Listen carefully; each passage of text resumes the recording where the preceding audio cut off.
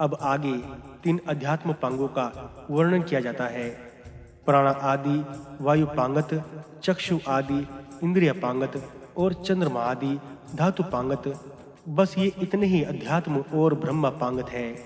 इनका इस प्रकार विधान अर्थात कल्पना करके ऋषि वेद अथवा इस दृष्टि से संपन्न किसी ऋषि ने कहा है। क्या कहा सो बतलाते हैं। निश्चय ही यह सब पांग ही है, पांगत ही है।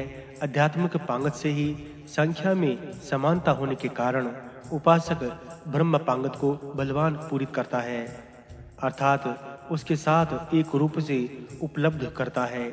इस प्रकार यह सब पांगत ऐसा जो पुरुष जानता है वह प्रजापति स्वरूप ही हो जाता है, ऐसा इसका तात्पर्य है। अष्टम अनुवाक विहति रूप ब्रह्म की उपासना का निरूपण किया गया है। उसके पश्चात उसी की उपासना का पांगत रूप से वर्णन किया है। अब संपूर्ण उपासनाओं के अंगभूत ओमकार की उपासना का विधान करना चाहता है।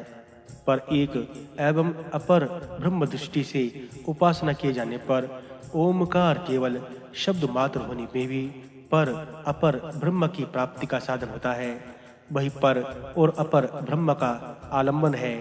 इस प्रकार की विष्णु का आलंबन प्रतिमा है। इसी आलंबन से उपासक पर या अपर किसी एक ब्रह्म को प्राप्त हो जाता है। इस श्रुति से यही बात प्रमाणित होती है। ओम यह शब्द ब्रह्म का है, क्योंकि ओम यह सर्वस्वरूप है, सर्वरूप ही है। ओम यह अनुकृति है, अनुकरण सम्मति सूचक संकेत है, ऐसा प्रसिद्ध है। याज्ञिक लोग ओ श्राव्य ऐसा कहकर श्रवण कराते हैं, ओम ऐसा कहकर सामगान करते हैं, ओम शोम ऐसा कहकर शास्त्रों में गीता रहित रचाओं का पठन करते हैं। अधर्व्यु प्रतिगर प्रत्येक कर्म के प्रति ओम ऐसा उच्चारण करता है, ओम ऐसा ब्रह्मा कहकर अनुज्ञा देता है, ओम ऐसा कहकर वह अग्निहोत्र के लिए आज्ञा देता है। वेद अध्ययन करने वाला ब्रह्मा ओम ऐसा उच्चारण करता हुआ कहता है, मैं ब्रह्मा हूँ, वेद अथवा पर ब्रह्मा को प्राप्त करूं। इससे वह ब्रह्मा को ही प्राप्त कर लेता है। ओमिति, इसमें इति शब्द ओमकार के स्वरूप का परिच्छेद निर्देश करने के लिए है, अर्थात ओम यह शब्द रूप ब्रह्मा है, ऐसा इसका मन से ध्यान उपासना करे। क्योंकि ओम यही सब कुछ है, कारण समस्त शब्द रूप प्रपंच ओमकार से व्याप्त है। जैसा कि जिस प्रकार शंकु से पत्ते व्याप्त रहते हैं इत्यादि एक दूसरी श्रुति से सिद्ध होता है कि संपूर्ण वाच्य वाचक के ही अधीन होता है, इसलिए यह सब ओमकार ही कहा जाता है। आगे का ग्रंथ ओमकार की स्तुति के लिए है, क्योंकि वह उपासनाहीन है। ओम यह अनुकृति यानी अनुकरण है। इसी के द्वारा मैं करता हूँ, मैं जाता हूँ। इस प्रकार किए हुए कथन को सुनकर दूसरा पुरुष उसको स्वीकृति करते हैं। ओम ऐसा अनुकरण करता है, इसलिए ओमकार अनुकृति है। हा स्म और वे ये निपात है। इस प्रकार प्रसिद्धि के सूचक हैं, क्योंकि ओमकार का अनुकृति तत्व तो प्रसिद्ध ही है। इसके सिवा ओम श्राव्य इस प्रकार प्रेरणा पूर्वक याज्ञिक लोग प्रतिश्रवण कराते हैं तथा ओम ऐसा कहकर साम गान करने वाले साम का गान करते हैं। शास्त्र संशोधन करने वाले भी ओम सोम ऐसा कहकर शास्त्रों का पाठ करते हैं तथा अधर्व्य लोग प्रतिगर के प्रति ओम ऐसा उच्चारण करते हैं।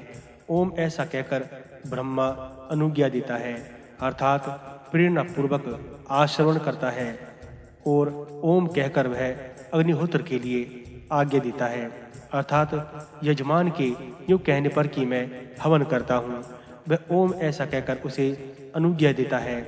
प्रवचन अर्थात अध्ययन करने वाला ब्राह्मण ओम ऐसा उच्चारण करता है, अर्थात ओम ऐसा कहकर ही है वह अध्ययन करने के लिए प्रवृत्त होता है। मैं ब्रह्मा यानी वेदों को प्राप्त करूं, अर्थात उसे ग्रहण करूं, ऐसा कहकर वह ब्रह्म को प्राप्त ही कर लेता है। अथवा यूँ समझो कि मैं ब्रह्मा परमात्मा को प्राप्त करूं। इस प्रकार आत्मा को प्राप्त करने की इच्छा से वह ओम ऐसा ही कहता है और उस ओमकार के द्वारा वह ब्रह्म को प्राप्त कर ही लेता है। इसी प्रकार क्योंकि ओंकार पूर्वक प्रवृत्त होने वाली क्रियाएं फलवंती होती है, फलवती ही होती है, इसलिए ओंकार ब्रह्म है। इस प्रकार उसकी उपासना करें। यह इस वाक्य का अर्थ है।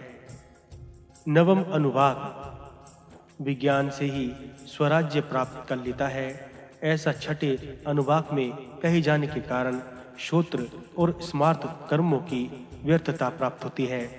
वह प्राप्त न हो, इसलिए पुरुषार्थ के प्रति कर्मों का साधन तत्व प्रदर्शित करने के लिए यहाँ उनका उल्लेख किया जाता है। ऋत शास्त्र आदि द्वारा बुद्धि में निश्चय किया हुआ अर्थ तथा स्वाध्याय शास्त्र अध्ययन और प्रवचन अध्यापन अथवा वेद पाठ रूप ब्रह्म यज्ञ यह अनुष्ठान किए जाने योग्य है। सत्य भाषण तथा स्वाध्याय और प्रवचन अनुष्ठान किए जाने चाहिए। दम इंद्रिय दमन तथा स्वाध्याय और प्रवचन इन्हें सदा करता है। शम मनोनिग्रह तथा स्वाध्याय और प्रवचन ये सर्वदा कर्तव्य है। अग्नि अग्न्यधान तथा स्वाध्याय और प्रवचन इनका अनुष्ठान करें। अग्निहोत्र तथा स्वाध्याय और प्रवचन ये नित्य कर्तव्य है। अतिथि सत्कार तथा स्वाध्याय और प्रवचन इनका नियम से अनुष्ठान करें। मानुष कर्म विवाह आदि लोक व्यवहार तथा स्वाध्याय और प्रवचन इन्हें करता रहे। प्रजा उत्पन्न करना तथा स्वाध्याय और प्रवचन ये सदा ही कर्तव्य हैं। प्रजन ऋतुकाल में भार्यागमन तथा इसके साथ स्वाध्याय और प्रवचन करता रहे। प्रजाति पुत्रोत्पत्ति तथा स्वाध्याय और प्रवचन इनका नियमित रूप से अनुष्ठान करे। सत्य ही अनुष्ठान करने योग्य ऐसा रथितर का पुत्र सत्यवचा मानता है, तप ही नित्य अनुष्ठान करने योग्य है। ऐसा नित्य तपोनिष्ठ पौरुषिष्टिक मत है। स्वाध्याय और प्रवचन ही कर्तव्य है, तप है, वे ही तप है। ऋत इसकी व्याख्या पहले ऋत विद्याश्यामी इस वाक्य में की जा चुकी है। स्वाध्याय अध्ययन को कहते हैं तथा प्रवचन अध्यापन या ब्रह्म ज्ञान का नाम है। ये रत आदि अनुष्ठान किए जाने योग्य है।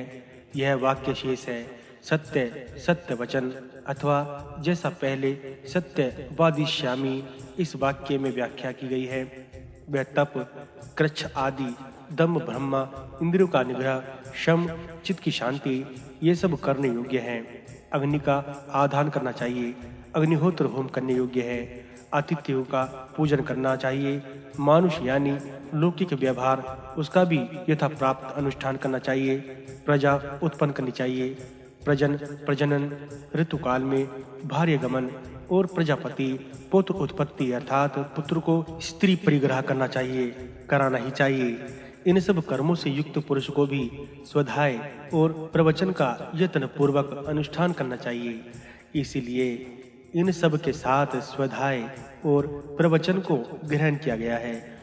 स्वाध्याय के अधीन ही अर्थ ज्ञान है और अर्थ ज्ञान के अधीन ही परमेश्वर है तथा प्रवचन इसकी अविस्मृति है और धर्म की बुद्धि के लिए इसीलिए स्वाध्याय और प्रवचन में आदर श्रद्धा रखनी चाहिए।